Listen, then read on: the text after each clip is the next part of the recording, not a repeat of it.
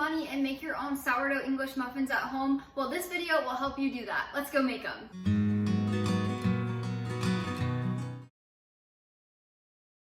Look how good this looks. Let's give it a try. There is nothing better.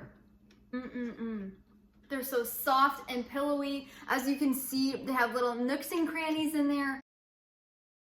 This recipe is so simple and easy, even beginner sourdough bakers can make it. So we're gonna need a medium-sized mixing bowl, and then we're gonna add in 1/2 cup of fed sourdough starter. You wanna feed this 4 to 12 hours before you make this recipe, and you want to make sure the starter is bubbly and active. That way it will rise the dough during the bulk ferment and the proofing stages. If you need help or more information on feeding your sourdough starter, I have tons of resources. I have free ebooks. I'll leave link down in the description below. I have video tutorials that you can go check out here on YouTube. I'll try to link them here or have a card pop up so you can check those out. And then I also have a written blog post over on plumbrunchhome.com. I'll link those down in the description below as well. Next, we will add in 1 teaspoon of salt. I like to use sea salt for this.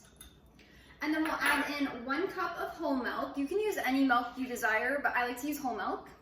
And finally, 2 teaspoons of raw honey. You could also substitute this for pure maple syrup if you prefer. Once you have that all into your bowl, we are then going to grab a bread whisk, or you can just grab any kind of spoon, and we're gonna mix this together so it combines. Once your wet ingredients are completely combined, we are then going to add in 2½ cups of all-purpose flour.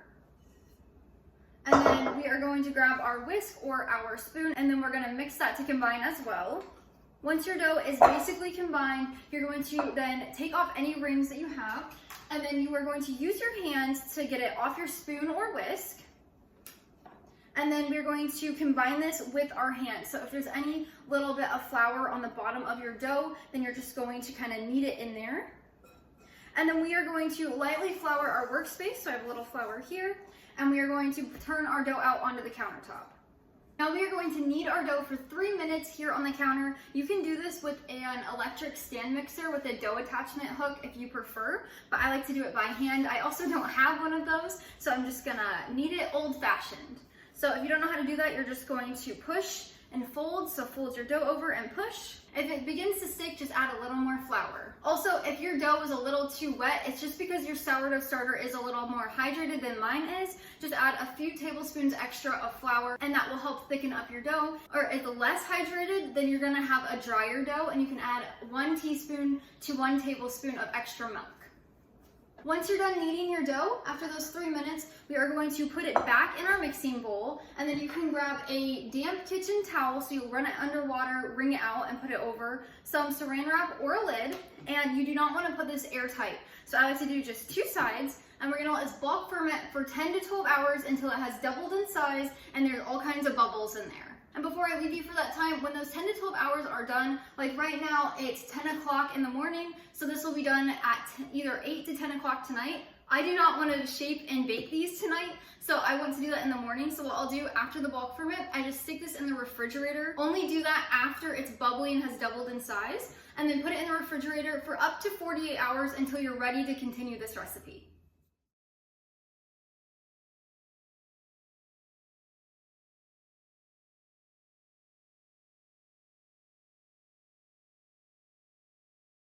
Good morning, it is the next day. My dough has already fermented for 10 to 12 hours. I let mine ferment for about 11 hours. It doubled in size and it got all bubbly. And then around 9 o'clock last night, I put it in the refrigerator when it was done bulk fermenting to give me time until this morning. At this point, if your dough did not double in size, it could be 2 issues. Your home could be a little bit cooler. Ours is set at 70, and we are here in Middle Tennessee where it is quite humid. So if your house is a little cooler, or you live in an environment that's up north and it's a little bit chillier, it is always a good idea to let your dough rise in a warm place. You can do this 2 ways. You can either turn your oven light on, crack the door, and put your dough inside for the 10 to 12 hours, or you can set your oven on the lowest heat setting for about 30 seconds, and then you'll turn the oven off, never leave the oven on, put your bowl inside and close the door and let it ferment in there. This allows your sourdough cultures to speed up the process and ferment everything. And you'll want to do that if your dough is not doing anything after about 6 hours. That is an indication that it needs to be warmed. Now, if you did a warm bulk fermentation and it still has not rose, there's nothing, there's no action, there's no bubbles, or it didn't double in size completely, that means your sourdough starter is weak. And I will leave a resource down in the description below, as well as I'll link a video that I did on this. Definitely go check that out. I share how to strengthen your sourdough starter for making bread items. That way they're fluffy and light, just like they're supposed to be. Now, to continue this recipe, we are going to punch our dough down. So just like it says, just gently put your hand in there, your fist. You'll hear all the bubbles kind of deflating. And then you're gonna grab a little bit of excess flour. So you're just gonna sprinkle that on your workspace. And then we're gonna turn our dough out onto it. So we're just gonna put it out. Now, if your dough is cold, it will probably come apart into pieces. That's totally fine. If you put it in the refrigerator, we are then going to pat it down into a disc shape, and it needs to be about 1.25 inches thick. So 1.25 inches is your thickness. But we want it to all come together. I like to just do this with my dough, and then I'll use my hands. You could also use a rolling pin if you prefer. And it's just an estimate. You don't have to get a measuring tape out or anything. So the size doesn't matter, just about 1.25 inches thick. And then we're going to grab a large biscuit or cookie cutter. This is about a 3-inch one across. So across this is about 3 inches. You could do a 2-inch if you want, but 3 inches is best. And then we are just going to cut as many English muffins out as we can. I usually get about 6 of them. So let's get started. And there's one. Then we're just gonna set them aside for now. And then when you can't cut any more out, we're just going to combine our dough again. And then we're going to make another disc that's about 1.25 inches thick. And we're gonna continue cutting them out. And you'll just do that as many times until the dough is completely used up. So we have 5 of them cut out currently. You'll get about 5 to 6. It just depends how big your cutter is. If you have a smaller cutter, then you'll probably get a little more than 5 or 6. But then you have this little tiny piece of dough sometimes left over. You can either just leave it like this and kind of shape it into a ball and have a mini one that's oddly shaped. That's what I usually do, so I'm not throwing it away, and it'll be just fine. It's like a baby English muffin. Next, you're gonna grab a sheet pan. I like to use just a large sheet pan. And then you're gonna cover it with parchment paper. I always do unbleached parchment paper. So you just put that on there.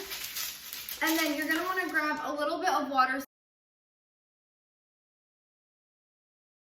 So just grab a small bowl of water and about 1/8 cup to 1/4 cup of cornmeal. So this is just finely ground cornmeal. You could do like a medium ground as well. I always get organic. But now what we're gonna do is we're gonna grab one at a time. We're gonna get one of our English muffins, and then we're gonna grab a silicone kitchen brush and dip it in the water, brush it over the top of one of our English muffins just to get it wet. And then we are going to grab a little bit of cornmeal and dust the top. So you can do a light dusting or a little bit heavier. This makes that iconic English muffin top and bottom. So I'll show you quick. Just like that. And then you're going to place that side down on the parchment lined sheet pan. So the cornmeal side will go down. And then you're gonna brush the top with water again. So we're just gonna do the same thing just on the other side. So we're gonna brush the top with water and then do a dusting of cornmeal once again on top. Right, and then we're just gonna repeat that with all of our cut out English muffin dough. When you place your English muffins on your sheet pan, just make sure they're about 2 inches apart. We're gonna let them rise for a few hours, which means they're gonna expand just a little bit.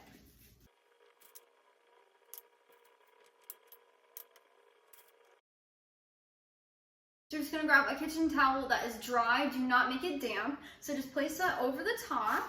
So then we're gonna just leave this sit out on the counter at room temperature for about 2 hours. During this time, your English muffins will rise just a little bit and get puffy. That's exactly what you're looking for, and then we'll bake them. Meet you back here after the proofing.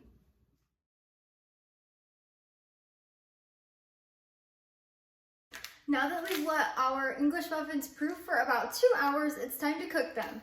So what we're gonna do is we're gonna grab a skillet and then we're gonna heat it on medium heat until it's warm. And then we're gonna add in about a teaspoon of avocado oil, or you could use something like ghee, which is it's like a clarified butter. It has a higher smoke point. You don't wanna use regular butter because then it's gonna smoke a whole bunch. So I like to use avocado oil. You could use an olive oil if you choose, but it does have a lower smoke point. So avocado oil is my favorite. So we're just gonna add about a teaspoon in. And then I like to grab a silicone kitchen brush, and I like to just brush the oil all over the bottom of the pan. Again, you don't want to have too much oil in your pan. So once your pan is coated in a little bit of oil and you have it set on a medium heat, you can feel it's a little warm. When you put your hands over the top, that means it's ready to go. So we're gonna grab 2 of our English muffins, which are nice and puffy, and we're gonna put them in here. So there's 1. I like to just do 2 at a time. If you have a bigger skillet, you can do 3 at a time, but you don't want to crowd them. And then you are going to pop your lid on, and we're going to let them cook for about 4 to 5 minutes, and then we're going to flip them. In our house, our favorite way to enjoy these English muffins is cut in half, and then we put butter and jam on it. Or my personal favorite and my husband's personal favorite is we'll cut an English muffin in half, put them down in a pan and get them all toasted, or put them in the toaster oven. And then I'll put a few slices of uncured Canadian bacon in there, some cheddar cheese slices, and something called cowboy sauce. And then I put the top on, and it's a little breakfast sandwich. It is so good. I can have them every single day. Now that they've cooked about 4 to 5 minutes on one side, we'll uncover them, and then we're gonna use a spatula to turn them over. Now we're going to add our lid back on and cook them covered again for about 4 to 5 minutes. If they're starting to burn a little bit or the pan's starting to smoke, just turn it down to a low medium and cook them a few minutes longer. After they've cooked another 4 to 5 minutes on the other side, we'll take off the lid. And then to do a quick test to make sure they're done, you'll want to see a golden part on top. And then we're gonna use a toothpick or a cake tester and insert it in the center of the muffin. And that will tell us if it's done or not. If it comes out clean, it's fully cooked. If it comes out with a little bit of residue on there, like dough, then we need to cook it a few more minutes. All right, so one of them is completely done. The other one needs just another minute. We'll take the one that's finished cooking and we'll place it on this wire rack over here to cool. And then we'll let this other one cook for about another minute covered until it's completely baked. Now that this one has cooked an extra minute or 2, it's completely baked. So we're gonna place it on our cooling rack. And then we're just gonna add in 2 more and cover them, cook them for 4 to 5 minutes, flip, cook to 4 to 5 minutes again. And you're gonna do that until all of your English muffins are completely cooked. Once your English muffins are cooked and cooled down, you can store them in an airtight container for up to 5 days at room temperature. You can also store them in the freezer in a freezer-safe baggie or a freezer-safe container, and they'll last about 3 months in the freezer as well. And then when you're ready to thaw them, just get them out on the counter or in your refrigerator and thaw overnight. Look how good this looks. Oh my gosh, I cannot wait to dig in. Look how soft they are. Oh my gosh, let's give it a try. There is nothing better. They're so soft and pillowy. As you can see, they have little nooks and crannies in there, and then that top little crunch from the cornmeal is amazing. You have got to make this recipe. That is how you make sourdough English muffins. They're so easy, so much better for you, and so much better tasting than the ones in the grocery store, and they don't cost that much to make either. I'll leave the recipe for these down in the description below. Head over to the blog, that's where I post all of my written recipes. But until next time, go bring life into your home through the kitchen.